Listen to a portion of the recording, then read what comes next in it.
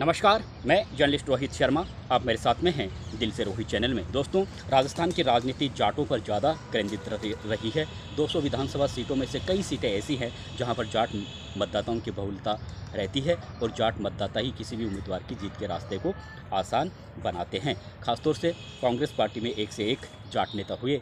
नाथूराम मिर्धा, शीशराम ओला, परशुराम मदेरणा, सुमित्रा सिंह जो पहले कांग्रेस पार्टी की थी, अब वो बीजेपी में हैं। एक से एक जाट नेता हुए और इन जाट नेताओं की तूती कांग्रेस हाईकमान के दिल्ली दरबार में भी बोला करती थी। लेकिन अब उस तरह के जाट नेता कांग्रेस पार्टी में भी नहीं है, भारतीय जनता पार्टी में भी नहीं है। एक अकाल सा पड़ गया है। हालांकि गोविंद सिंह डोटासरा का अगर हम 3-4 साल से जिस तरह से उन्होंने खुद को साबित करने का प्रयास किया है, ये एक उनका अच्छा प्रयास है। लेकिन जिस तरह की तूती पुराने नेताओं की बोला करती थी, जाट नेताओं की, उस स्टेज तक गोविंद सिंह डोटासरा नहीं पहुँचे हैं।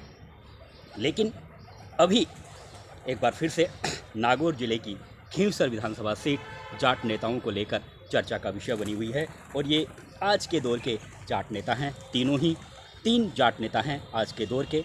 खून काफ़ी गर्म है, अलग अलग पार्टियों से ताल्लुक़ रखते हैं। 2 महिला नेता है, 1 पुरुष नेता है। और आप समझ गए होंगे, राष्ट्रीय लोकतांत्रिक पार्टी के हनुमान बेनीवाल, कांग्रेस पार्टी की दिव्या मदेरणा और भारतीय जनता पार्टी की ज्योति मिर्धा, जो कभी लंबा समय उन्होंने कांग्रेस पार्टी में बिताया, लेकिन अभी 2023 में वो भारतीय जनता पार्टी को उन्होंने ज्वाइन कर लिया था। और अब खींवसर में हनुमान बेनीवाल से बदला लेने के लिए पूरी तरह से तैयार दिख रही हैं, क्योंकि हनुमान बेनीवाल नागौर लोकसभा सीट से 2 बार उन्हें हरा चुके हैं।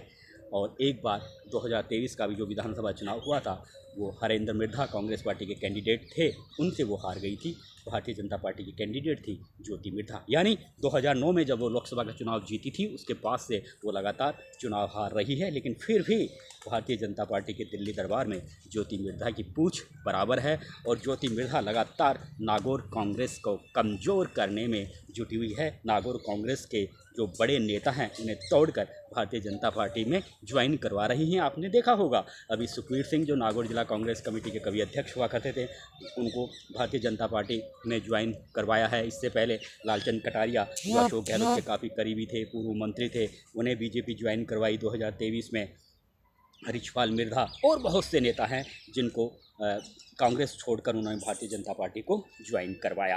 तो ज्योति मिर्धा का रुतबा भारतीय जनता पार्टी में भी ठीक वैसा ही है, हालांकि वो चुनाव जरूर हार रही हूँ। दिव्या मदेरणा एक तेज़ तर्रार कांग्रेस पार्टी की नेता हैं, वो कांग्रेस पार्टी के नेता हैं। हालांकि 2023 का विधानसभा चुनाव वो जरूर हार गई, लेकिन संगठन में उन्हें बड़ी भूमिका मिली। राष्ट्रीय सचिव हैं कांग्रेस पार्टी की।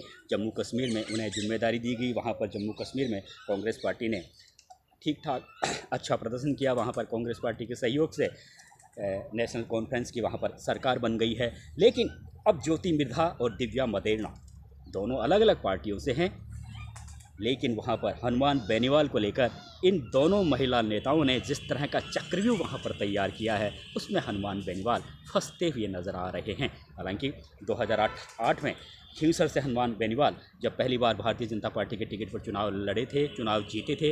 बाद में वसुंधरा राजे और राजेंद्र राठौड़ को लेकर उन्होंने जिस तरह के आपत्तिजनक शब्दों का इस्तेमाल किया, उसके बाद से उन्हें भारतीय जनता पार्टी से हटा दिया गया। 2023 का चुनाव उन्होंने खींवसर से निर्दलीय चुनाव लड़ा, चुनाव जीत गए। 2018 में उन्होंने खींवसर से अपने पार्टी का गठन तब तक उन्होंने कर लिया था, राष्ट्रीय लोकतांत्रिक पार्टी का गठन कर लिया था। उसके बैनर के तले चुनाव लड़ा, वो चुनाव जीते। 2019 में जब लोकसभा चुनाव हुआ तो भारतीय जनता पार्टी यानी एनडीए के सहयोग से उन्होंने लोकसभा का चुनाव लड़ा।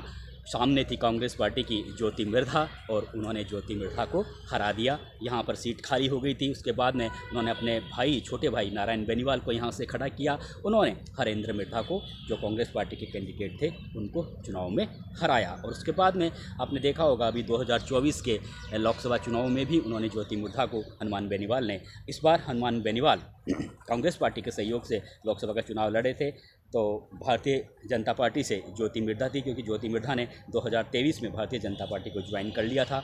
लेकिन इस बार जो भारतीय जनता पार्टी से टिकट से लड़ने के बावजूद भी ज्योति मिर्धा हनुमान बेनीवाल से चुनाव हार गई। 2023 का विधानसभा चुनाव भी भारतीय जनता पार्टी के टिकट पर उन्होंने नागौर से लड़ा, लेकिन कांग्रेस कैंडिडेट हरेंद्र मिर्धा से वो चुनाव हार गई।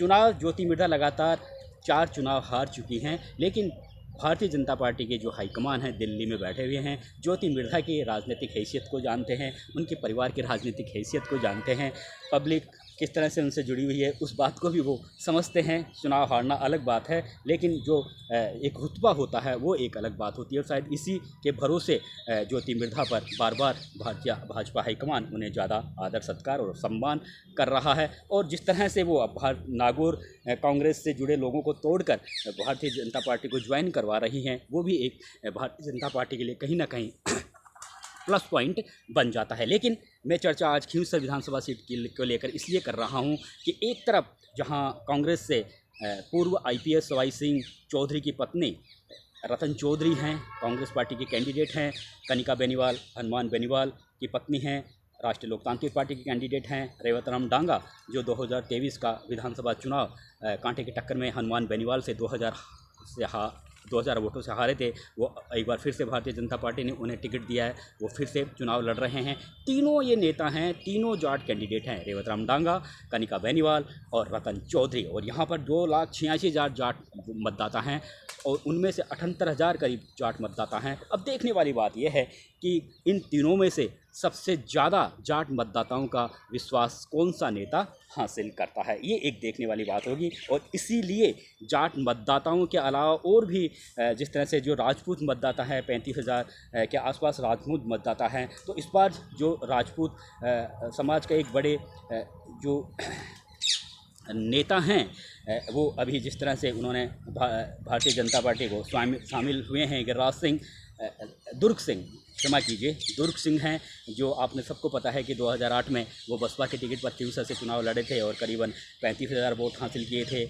2013 में बसपा के टिकट पर उन्होंने खींवसर से चुनाव लड़ा था, 42,000 वोट हासिल किए थे। 2018 का चुनाव उन्होंने नहीं लड़ा था, 2023 का उन्होंने निर्दलीय चुनाव लड़ा था और करीबन 15,000 से ज़्यादा वोट उन्होंने हासिल किए थे। काफ़ी सक्रिय रहते हैं खींवसर में और उनका अलग से रुतबा है, लेकिन अब वो भारतीय जनता पार्टी में शामिल हो गए हैं। तो यहाँ पर हनुमान बेनीवाल के लिए ये भी एक बहुत बड़ा चुनौती बन गए हैं एक तरीके से दुर्ग सिंह। दूसरी जो सवाई सिंह हैं पूर्व IPS 2018 में कांग्रेस पार्टी से खींवसर से चुनाव लड़े थे और करीबन 66,000 उन्होंने वोट हासिल किए थे, इसलिए उनका भी अच्छा वहां पर वर्चस्व है। अब उनकी पत्नी चुनाव लड़ रही है, तो ये भी एक तरीके से हनुमान बेनीवाल के लिए एक बहुत बड़ी चुनौती आकर खड़ी हो गई है। दूसरी तरफ दिव्या मदेरणा जहां कांग्रेस पार्टी की कैंडिडेट रतन चौधरी के लिए दिन रात वहां पर खींवसर में प्रचार कर रही है, क्योंकि उन्हें बदला लेना है। आप सबको पता है कि दिव्या मदेरणा और हनुमान बेनीवाल के बीच पिछले कुछ सालों से जिस तरह से आरोप प्रत्यारोप के दौर चल रहे हैं, जिस तरह से शब्द बाणों का प्रयोग किया जा रहा है, और आप सबको पता है कि हनुमान बेनीवाल जो कभी कभी वो इतने आक्रोशित हो जाते हैं, कभी कभी इतने भावुक हो जाते हैं कि उनसे मुंह से क्या शब्द निकल रहा है उन्हें कुछ नहीं पता। उन्हें ये नहीं पता कि रहता है कि मेरे मुंह से जो शब्द निकल रहे हैं वो मेरे लिए ही पब्लिक में एक तरीके से गलत मैसेज छोड़ देगा या मेरे पॉलिटिकल कैरियर को नुकसान हो सकता है, मुझे ऐसी बातें नहीं बोलनी चाहिए, लेकिन वो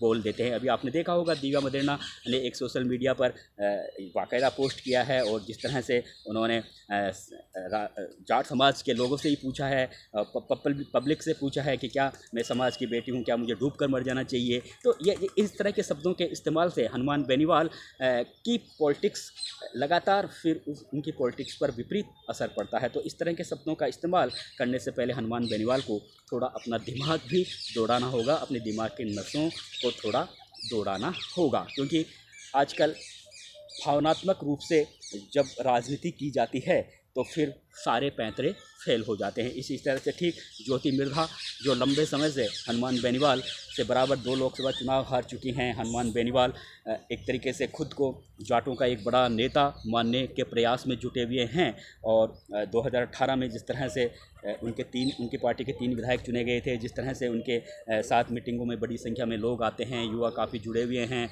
और जिस तरह से उनकी भाषण शैली होती है, तो उन्हें ऐसा लगता है कि हनुमान बेनीवाल एक तरीके से ये को बताने का प्रयास कर रहे हैं कि अब तो वो सिर्फ जाट बिरादरी का ठेका उन्होंने ही ले रखा है, जाटों के वही नंबर 1 नेता हैं, वही किसानों के नंबर 1 नेता हैं। तो ज्योति मिर्धा को ये जो हनुमान बेनीवाल का ये जो नया स्वरूप है, जो नया उनका जो तेवर है, ये बिल्कुल पसंद नहीं है। दूसरा, वो कई बार चुनाव हार चुकी हैं, तो मिर्धा परिवार को भी ऐसा लगता है कि नागौर ज़िले में और शेखावटी अंचल में मिर्धा परिवार को कोई कैसे इस तरह से बैकफुट पर छोड़ सकता है या बैकफुट पर ला सकता है। इसलिए इस मामले में मिर्धा परिवार कहीं ना कहीं इस बार थोड़ा एकजुट सा भी दिख रहा है हनुमान बेनीवाल के राजनीति के सफ़र पर ब्रेक लगाने के लिए।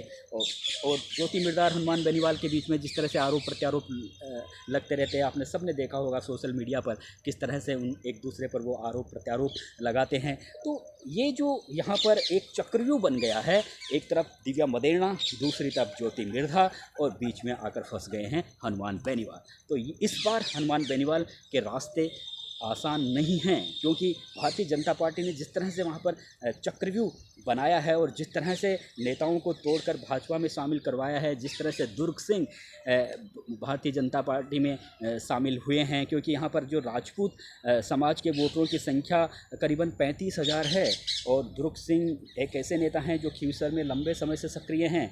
तो निश्चित रूप से ये भारतीय जनता पार्टी के लिए एक प्लस पॉइंट होगा।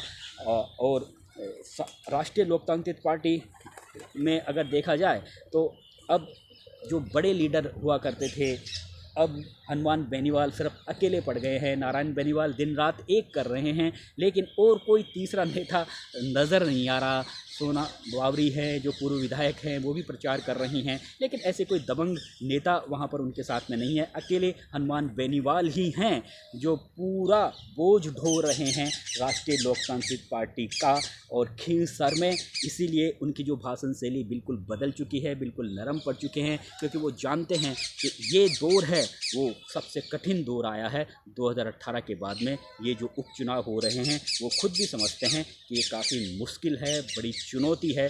अब ये आने वाला समय बताएगा कि दिव्या मदेरणा और ज्योति मिर्धा ने जो चक्रव्यूह तैयार किया है, जिस तरह से ये दोनों महिला नेता घेराबंदी जिस तरह से तैयार की है हनुमान बेनीवाल की, इस घेराबंदी को हनुमान बेनीवाल तोड़ पाते हैं या नहीं। नमस्कार दोस्तों।